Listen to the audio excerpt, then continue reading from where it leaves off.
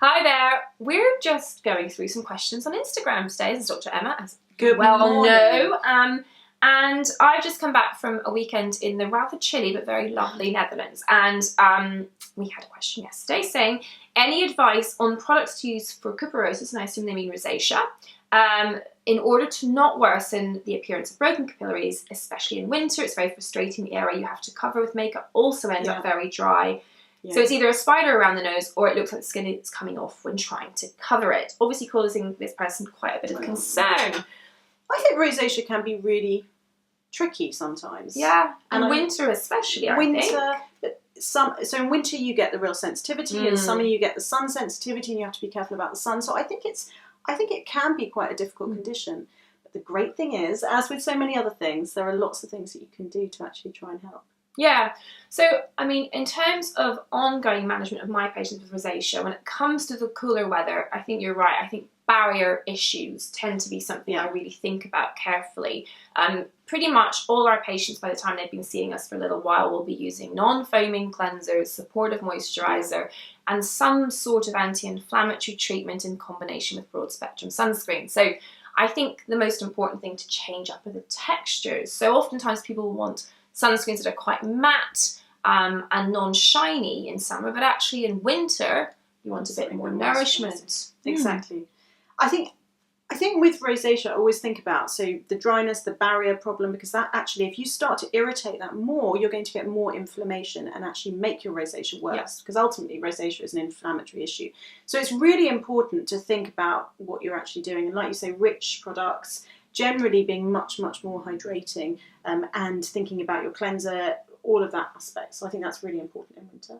And what about topicals? Do you make any changes to the things that you use, or are you thinking about anything new that you've come across for your rosacea patients? So I have been using quite a lot of topical ivermectin. Yeah, Cilantro. Yeah, that's the other name for it. So this all came about because there is this mite called Demodex, and some people think that Demodex might... Sorry. But these mites are everywhere. Relax, it's fine, don't panic. Yeah, but people think that this might may make this whole process of rosacea worse.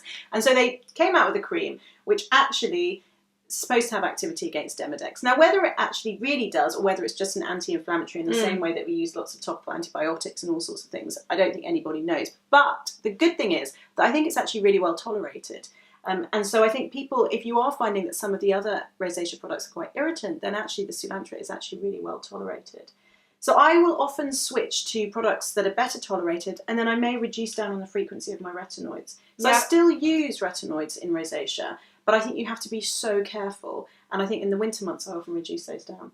I think that's all very wise. But yes, good results in quite inflammatory rosacea, which might otherwise be too sensitive or stingy, to use things like azelaic acid. And oftentimes you start with one and maybe transition into another as things calm down. In general, multitasking with different active agents that act in different ways tends to be a sort of a synergistic thing with most skin disorders. Because actually what you're trying to do is sort of block all of these conditions are a pathway. It's not just one sort of way in which it causes, in which the condition is caused. So actually if you block things at each part of the pathway, I think you actually have a much better effect. Yeah.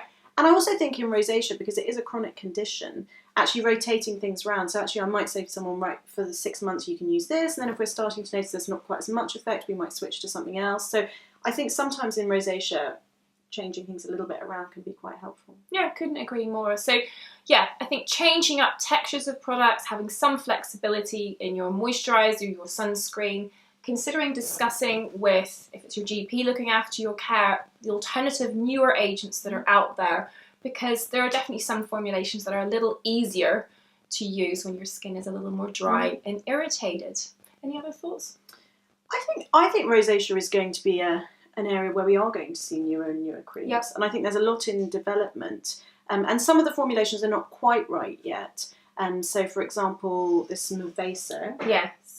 Which was, unfortunately, hasn't worked that well for a lot of people, but actually there are a number of different anti-redness products which are in formulation, in production, which I think could be very helpful. So yeah, I think slower acting, slower offset vasoconstrictor agents may well reduce the need to use physical treatments like lasers as early as we previously may have had to.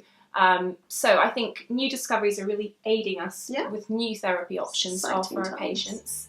So yeah, good news for rosacea sufferers. Hope that was helpful. Bye. For now.